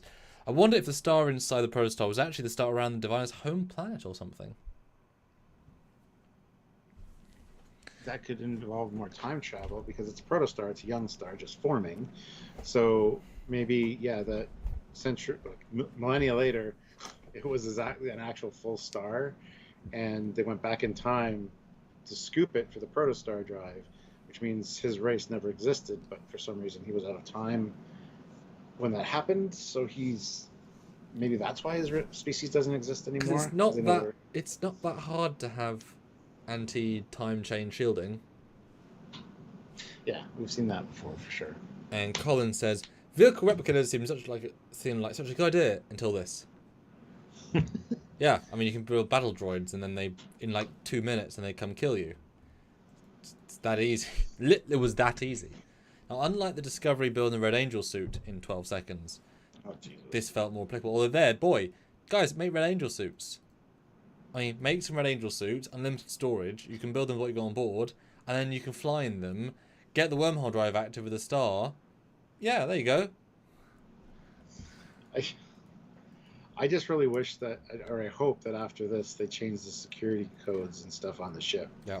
Like right away, because they know that. Because their stories are going to mash now with Janeway's seeing Dreadnought and them knowing who it is. I don't know. You think that every episode, but they keep focusing on the episodic nature of it. So logically, yes, first few scenes of next week should be how did the Diviner get this guy on? How did he know how to do everything? How did he know this, this, and this? Reset all the codes, blah blah blah. But they'll just find some sort of problem to overcome, and it won't be as dealt with as much. Hit the like button, guys. We have 92 likes. We're 8 away from 100. Ooh. Please do. And worth finishing the poll, I think. So it was your favourite Prodigy episode so far out of the last 4. Episode 8, which is this one. Episode 7, the First Contact one. Episode 6, the Holodeck one. And Episode 5, the Death Planet one. The winner is Episode 6, the Holodeck one, with 50% of the vote. The second best is this episode, with 28. The First Contact episode, which was last week's, was 19%. And the Death Planet, only 4%. So a pretty substantial win there. I'm going to run another poll, wait up on the next scene. Well, he finds the component he needs, and this is interesting. This is quite a bit of telling bit of dialogue. Gwen says to him, "You're going to just get rid of me and take the ship then?" And he says, "That's against my master's wishes.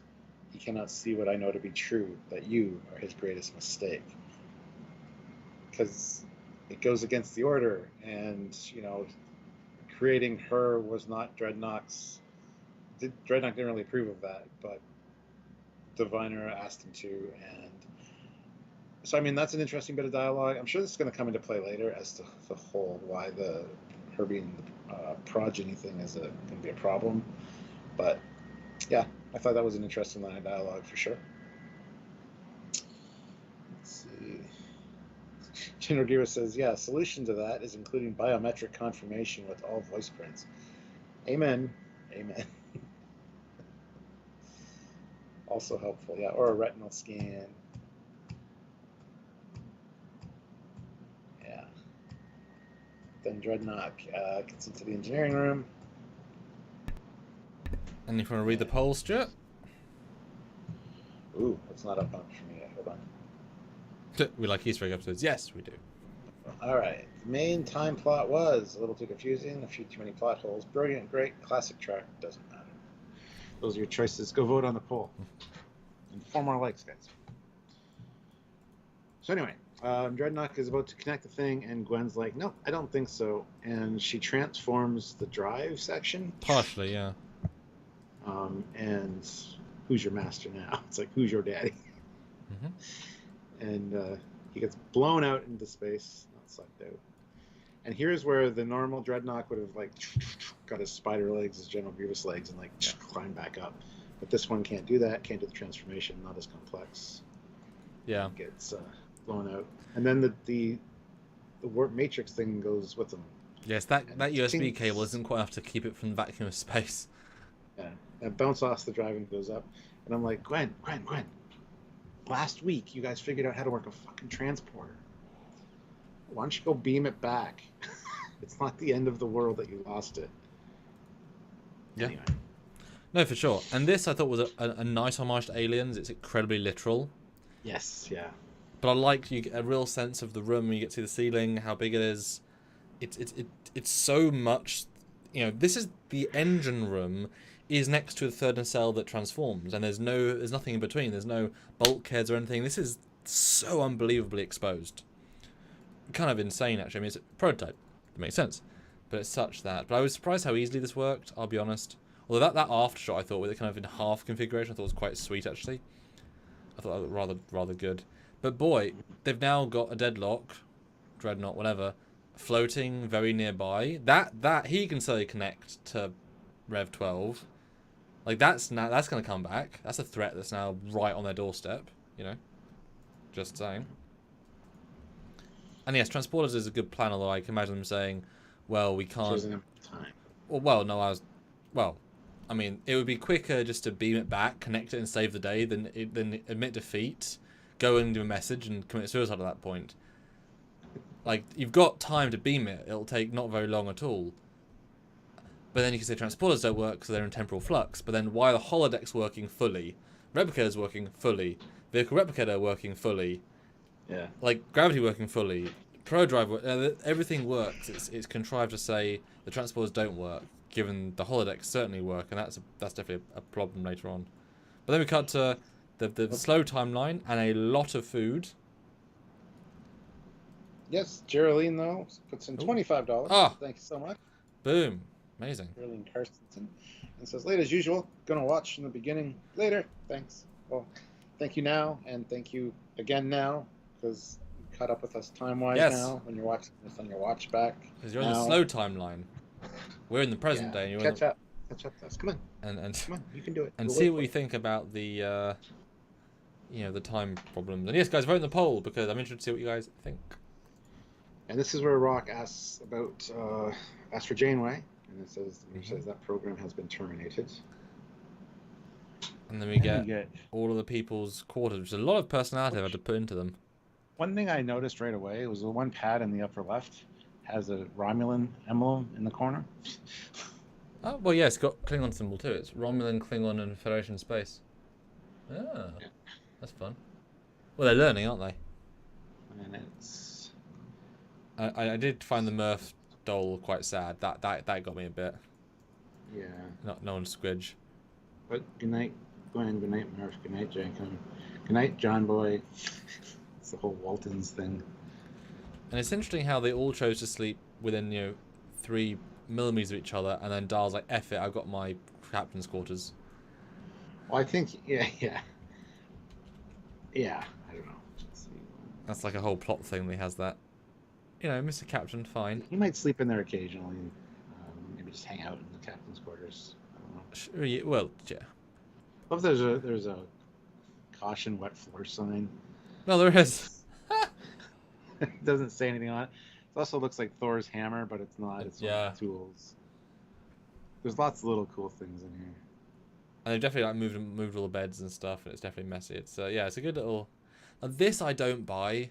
How can the computer be able to successfully recreate a holodeck in real time when everything is slow, and replay the thing previously? I don't buy it. This was too far for me as a concept. I don't buy it can stabilize matter and holograms and enough power after the ship being destroyed 4 out of 6 times or whatever. No, this was no. I don't have a problem with it being the right speed because the computer could adjust, and Rock could ask for that. Adjust for the time and whatever, just like Janeway did. But SBS Guru 2000 puts in €5. Thank you. To quote Bruce Banner, because we didn't think of it. I don't know. There you go. Yeah, I just think this was too far. This one thing just seems like how can this be stable? Then how can replicators, you know?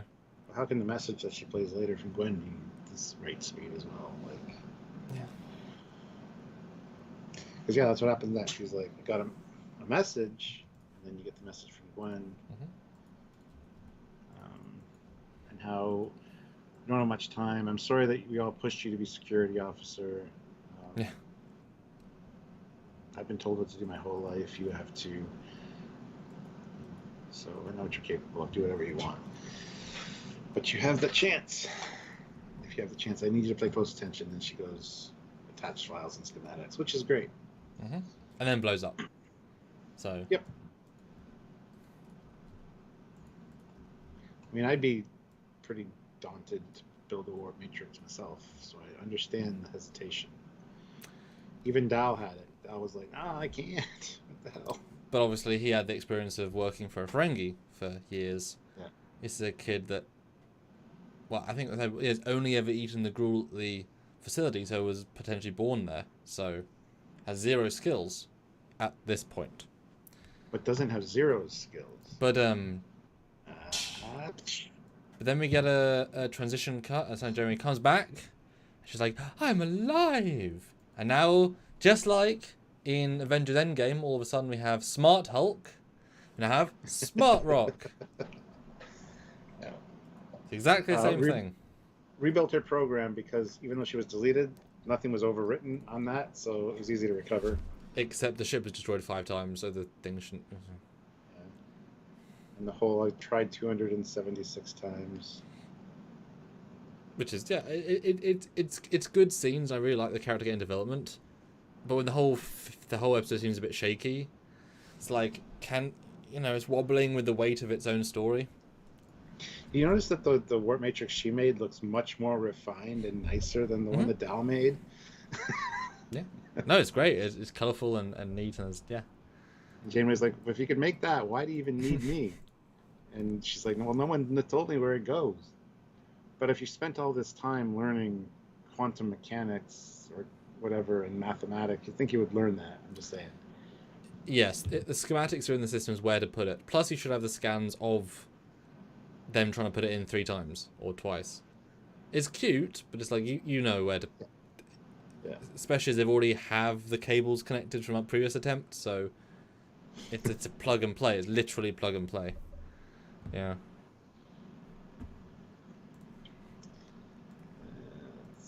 But then, yeah, it is as simple as connecting the dots, and then the thing comes back around. All of the plates get wiped, so the timeline is now reset, despite memories being intact. Because they all still remember all their timelines up until death. But it's been reset. Although Dahl's not in the right place. Where's Dal show up? He's just in his quarters, I guess. So he's in his quarters, even though... That's where he was when he got hit. No, he's in the engine room. No, he wasn't. No. I mean, when she blew up. When she blew up, yeah, but they're reset back to where they were when the wave first hit them. But Gwen was in the lounge. She wasn't in the captain's chair. Let me go check. Because she appears when she died in the captain's chair, giving a message. Let's look. And also, he was on the bed, not next to the bed, anyway. Yeah, it's been assumed that at least 4 or 5, maybe even 6 months. How long Rock was in there. Well, it depends how smart we're implying that she's originally to get the information. I mean, it took me longer than 6 months to learn quantum physics. Let's be honest, and probably, no offense, probably you as well. I think that's fair. Maybe. And math and Janeway all that did stuff. say you've matured a lot, kid. It's one of the first things she says when she got turned back on. So. Yeah, they do a very good job keeping it intentionally vague, and that's very smart of them because we don't know. But I bet there'll be a plot line where they'll say, "Well, how old are you now, Rock?" "I'm 15, but you were 4 originally." "Yeah, it sucked." So I can see that being a full plot point later. Yeah, Gwen was just in a room, so she wasn't on the captain's chair. So they're all getting reset differently. So it's inconsistent there. Anyway, Rock comes in and says, "Maybe we should talk about my job title." Like, "Hey, you did it!" And everybody piles on. I'm smarter than the captain now. Just saying. And then No, it's generally heartwarming, and it's definitely the crew vibe. And then Gwen says, "So how long was she alone?" And I'm like, "Yes, we're gonna find out. Too long. Okay, thank you." Jesus. I would assume between 1 and 3 years. That'd be my assumption. Ooh, that's a long. Kind of like Forest, what's it called? Castaway, like just a long time sort of vibe, like too long. Yeah, I mean the voice was definitely like I love the inclination. I mean, considering that the actress is generally a young kid, suddenly giving him very difficult dialogue in comparison was great, and she did a very very good job presenting with the like, oh yeah, I could do about quantum physics. I'm like, oh yeah, you can, you absolutely can. Good job. Yeah. I couldn't have done it without you guys. I just followed your instructions and taught myself quantum science, computer engineering, and so much math. And then Jacob's like, "Look, you're bronze and brain now, kid." But skipped engineering though, because if she didn't know where and how to build it, but knew the math to the other stuff, I'm not sure why you would learn. Should have learned engineering first, because that's the thing to build the thing. But yes, she's then smart. There's the whole, Then there's the whole. Where did you find the lithium coupler to accommodate the axial misalignment of the warp matrix? If you can believe it, Dreadnought found it. How did he find it? Oh, you checked the ship. You just asked the ship. Oh, okay.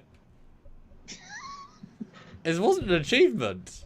Like, that would have been better if he didn't check, if he just knew. Because of he knew the ship. That would have been a much stronger payoff. Yeah. And then you guys are kind of like a crew now, kind of thing. And we get the cutaway down to the vehicle replicator with the completed Dreadnought. Which is weird. Completed Dreadnought. Because none of the versions started building them and didn't finish them. Yeah. So that's, I don't know when was this? And they all started with his feet. Why would they go for his head? I don't know. But yeah. Now maybe they'll find him and then, because if he can't move, maybe they'll find and use the information to like find some secret. That would be the next big reveal. But I certainly didn't like, at the end it's like, you're like a crew now who I need to arrest because you stole a Fusion experimental starship. Just so you know, guys, you're all under arrest after this.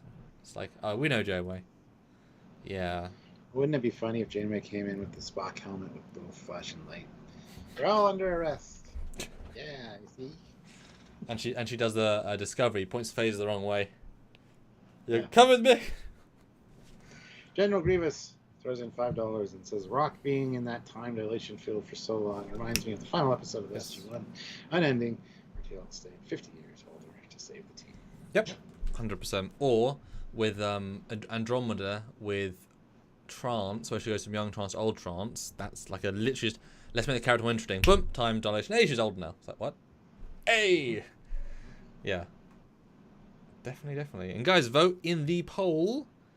Very interested to see what you guys think. And we are reaching the end of the episode. We wanted to hear your final scores, your final thoughts, your final super chats, because we need at least another 60, 70 to sort of break even on this, as we tend to do. So if you want to put in your 5 and give your final super chat score for what you think of this episode, it could be $1 to $5, whatever. Stuart will read those out. I'll read the non-super chat scores, which I'd love to hear because we've got our own scores, obviously, but I'm interested to see what we think, because I don't really know yet. I don't think we ever necessarily know the number until we get to the end. Put in your votes right now, and I'm interested to see what we say. So Stuart, your closing thoughts. Okay. And do you think differently now we've done a full review? Because I think I do think differently. I think a little differently because of the plot points or plot holes that you kind of pointed out, which I really didn't think about too much. But as a whole, it's a great episode of Trek, honestly. Good premise. It's been done like in every series of Trek pretty much in different form, one form or another. And I think the pacing was good for this one. Good character development for Rock, for sure. And we didn't really learn much about the main storyline with the Diviner and stuff, but Dreadnought, this ending was... we'll see how that plays out. But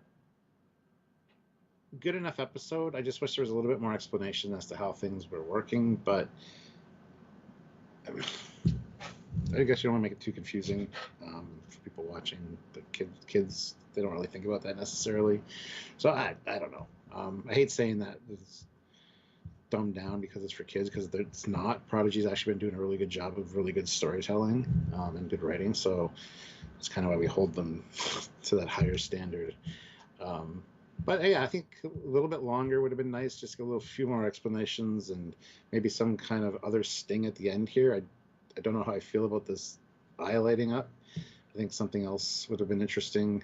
Cutting back to the Rev 12 and the Diviner would have been cool. But Oh, Diviner, they've managed to destroy the one version of me. What do you mean, one version?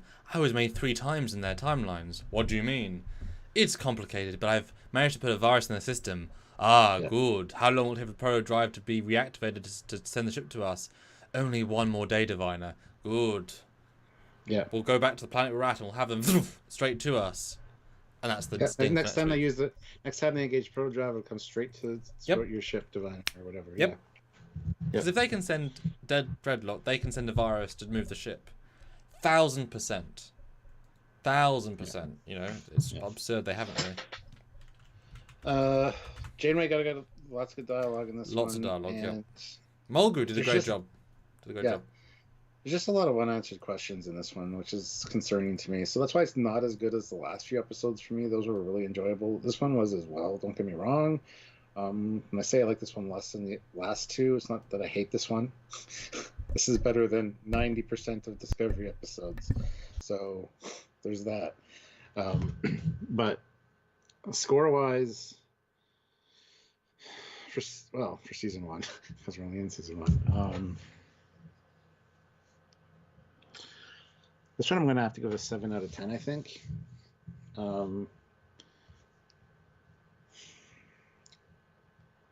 Great sci-fi premise, great idea, very well executed, good pacing. Writing was a little bit iffy in spots, and just not enough explanations for things. So it's kind of where I stand with it. So 7 out of 10. How about you? What are your final thoughts, sir? Yeah, it's definitely one to think about, and I appreciate our discussion here because it does involve some real thought.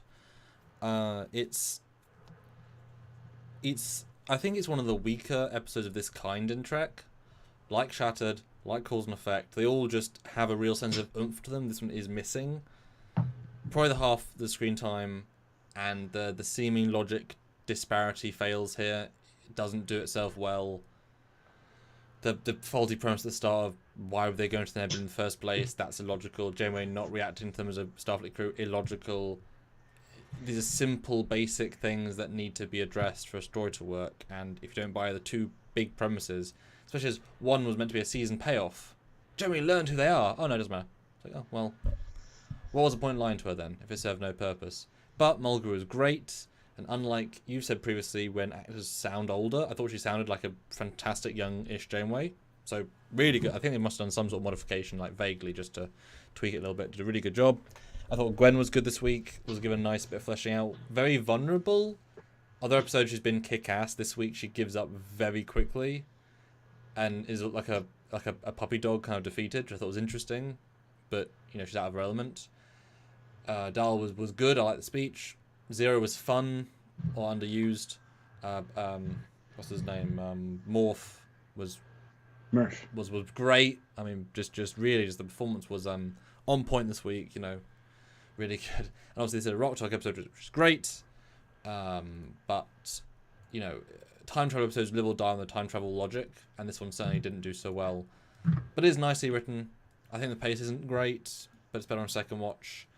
Score-wise, yeah, it's fine, it's good, it's got some nice things. I think it'll be a bit lower than you, but not a ton. I think I'll go 6.8. Yeah. I think. Okay. Yeah. Cool. We got 2 super chats during all that. Fantastic. So, SVS Guru, 2,005 pounds. Dreadnought's head will be on Gwen's nightstand, where she can mock and berate him whenever she feels like it. And she'll set it as alarm, so every morning she smashes it in the head to turn it off. Prodigy, progeny. Shut up! Yeah, that's good. General Grievous, $5, 7.2. Good episode, but I stand by my first comment yesterday that this was a foot in the door to introduce younger audiences to the concept of time travel. Yeah, for sure, absolutely. Yeah, each episode's been a distinct, we're reintroducing a concept, and this is very much a time travel, but not. But it was also quite complicated for kids. So, Yeah. you know, it should have literally just been the ship is now split into 6 versions of the ship, and there's 6 Janeways, and each people live on a ship. That's it. That would be much simpler, much cleaner. Yeah. We've got a lot of non-super chat scores, so I'll end the poll as well. The main time travel plot was classic Trek doesn't matter. Wins at 49%, 20% or 23%. Great, brilliant. 20% for YouTube plot holes and 8% confusing. So we're in the minority there. So yeah. Yes, non-super chat scores are 7 out of 10, 6 out of 10, 8.5 out of 10, 9 out of 10, 7 out of 10, 8.5 out of 10, 6 out of 10, 9.5 out of 10 says Mario. You just have to ignore the massive nonsense problems. But that's not fair. If we do that for everything, then Discovery is a 9 out of 10 show. That's not fair. Then Good Trek doesn't. But then the Good Trek that doesn't have the nonsense, then it's what, 12 out of 10? You know, if 9.5 is this, then there's nowhere to go, is there?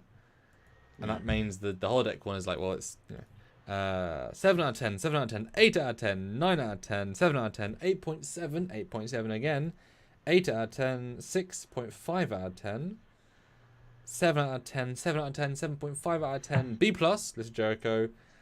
So actually, Stuart, we're right on the money, give or take. Here I was thinking I was going to say like 9s, 8s, and 9s. No, we're actually pretty consistent with the audience. Even Cool. the audience, the first comments were like, best episode of Yeah. Trek yet. And it's like, no, is it though? No. Pixie Doodle throws in $17.01. Awesome. 1701. This is where the runtime of 24 minutes hurts the episode. Yeah, for sure. Yeah, for sure. Absolutely.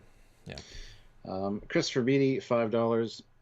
I'm going to disagree that this is time travel, but instead more of time relativity, as each timeline continued normally, but at a different rate. Yes, but it's an introduction to the audience later that the protostar and it has capabilities of influencing time, which we know is going to be an issue because they've been searching for the ship 17 years ago plus, you know. So and actually just occurred to me because, okay, so if it's not time travel, which is clearly it's not time travel, it's time displacement at a phase, then what if when they reset time, it only the ship's caught in this, right? And so we've had this before when, like, there's a time loop episode, but the universe isn't affected, just they are affected. So they say, no, actually, like, 8 months have passed because we've been reliving the same event for 8 months. So maybe the 2 or 3 years that Rotok's living, it's still real time because they only slow down in the confines of the ship because it's a local time altering phenomenon as a protostar. So maybe it's been like 2 years. I don't think it's been 2 years. That'd be interesting. Give us a time jump.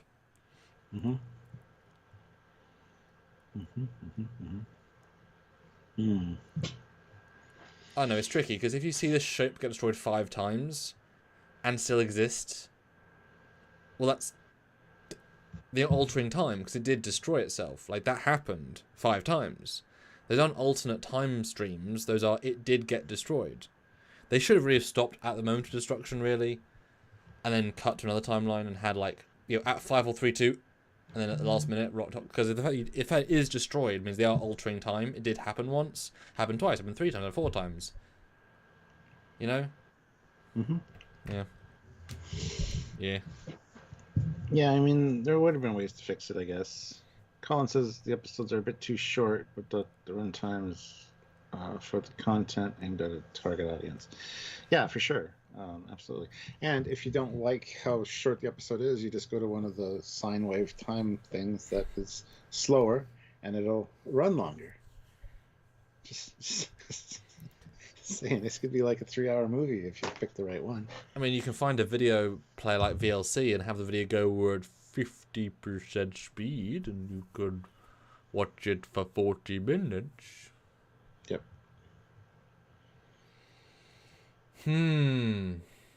Yeah. So, guys, we are $25 away and 6 likes.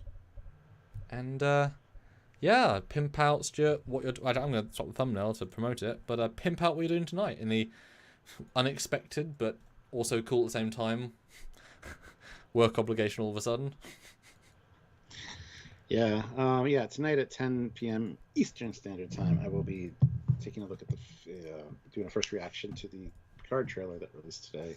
Lots of good stuff in that, and I'm looking forward to hearing you guys' thoughts on that. So if you can join me for that, please do. And Samuel or myself will do a complete breakdown of the whole trailer on Monday at this time. So, and we'll do some breakdown with small videos. We do get new ships, old ships, the plethora. And certainly they deserve some small levels of intrigue. Because it's actually a good trailer. Mm-hmm. They did a good job. But they're already in Season 3 now, so they have the entire season to play with, and they have more finished effects. And that's the interesting thing about this new era of Trek. No Trek is in a rush now. Because there's so many other Treks, like as in a rush to promote and be the guide. CBS always has something to promote because there's always a new show going on. So they don't need to quickly rush out a trailer to make people excited when they're thinking about this other show we're also producing. So the trailers can all be done when they want them to be done. Because, like, I mean, this for us almost takes away from this live. You know, wind from their own sails, almost. Mm-hmm. But because they need to also release the trailers as well. It's tricky. Squadron Course throws in $1, so thank you so much. Thank you. Might have super chat slots. So if anybody else wants it, snipe in. Yeah. But wouldn't mind another 5 likes and maybe another $40 if possible. But don't see that happening because we're kind of on the wind down now. So I mean, I'll do one Picard theme poll and I'll end off. Okay. So if you guys can hit that like button or super chat would be amazing. And we'll have a poll to vote on in a minute here. So. But yeah, please join me tonight for the Picard thing if that interests you at all. There's some really great stuff in that to talk about. And hopefully people show up and we have a good discussion because I always love those late night lives. They're fun. Sergeant Montgomery snipes in with $1 for that last super chat slot. So there you go, Sergeant Montgomery. Thank you so much. So a simple poll. Picard new trailer. Liked it, loved it, meh, or didn't like it? Speak now, forever hold your vote. Until tonight, maybe he might do another. I don't know. Can you do polls on the phone? I can't find a way to do it, which is dumb. Well, there you go, guys. Vote now, forever hold your vote. As I said. Metallica fan 1442 snipes in with £3. Thanks for the live stream. Well, thank you for being here and watching. So yeah, we do these things to be enjoyed, to be watched, to hopefully learn some things, dissect some things, and have you guys put your thoughts in, because you do say some clever things, audience, and we're like, ooh. That's what happens. They're all a bunch of smart cookies out there. And Trekyards, otherwise known as Dystopian Guy, says $.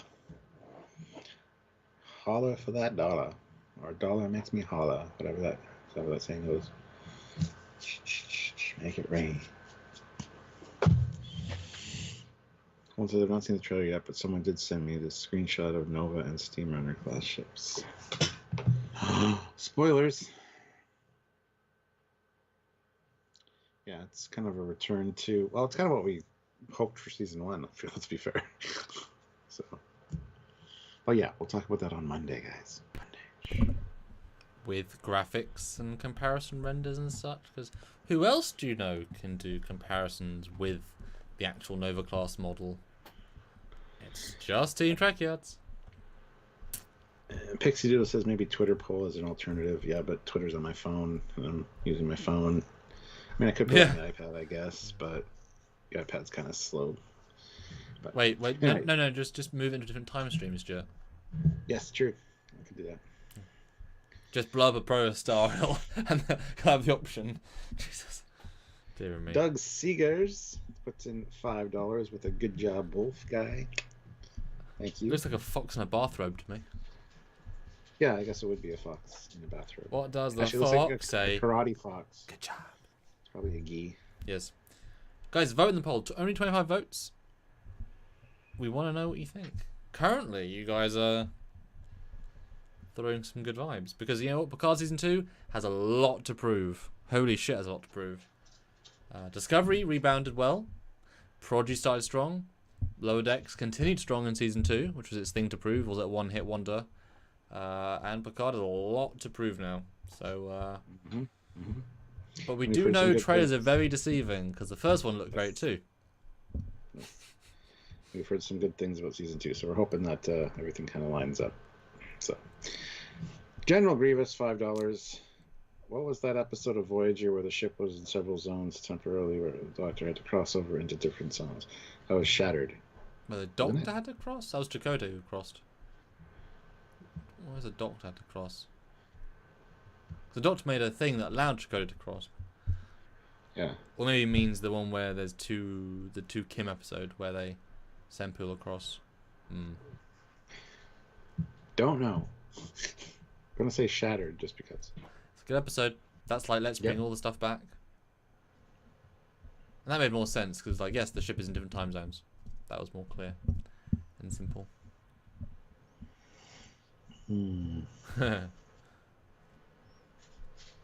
Yeah. And I'm sad to say, guys, that my filming time for Trekyards has now been cancelled, and Em is feeling unwell for, if you keep tracking a fourth time. This time we think it's just exhaustion from her workload at her new job.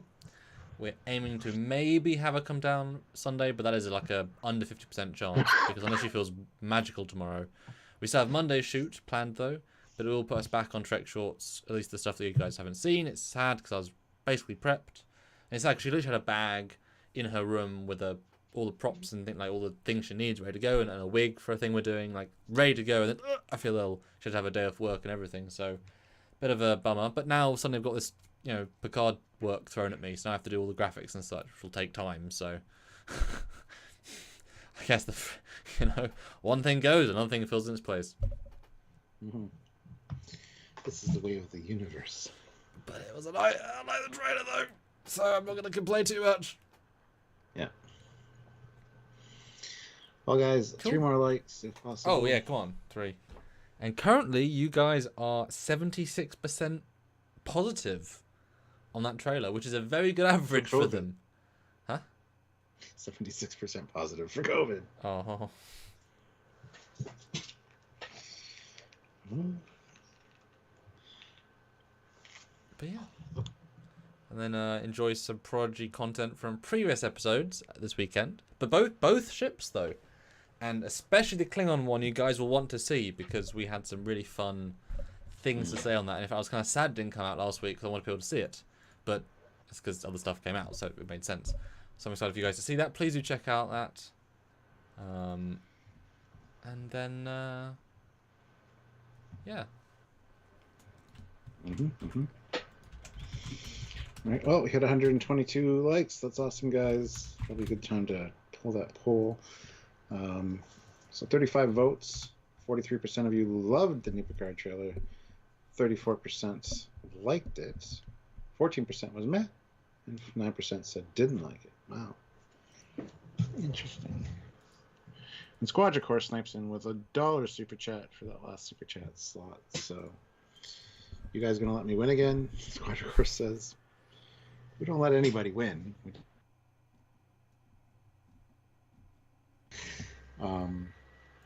Anyway, guys, yeah, join me tonight at 10 p.m. For the first reaction to the Picard trailer, and join us on Monday for the complete breakdown for that. So, and have yourselves a good weekend. Should be fun. So until then, here's Captain Foley. He is Commander Cockings. And that's I'll you see you guys. You and Q and Guinan. Yes, tease for tonight. Waha. You and Q and Guinan.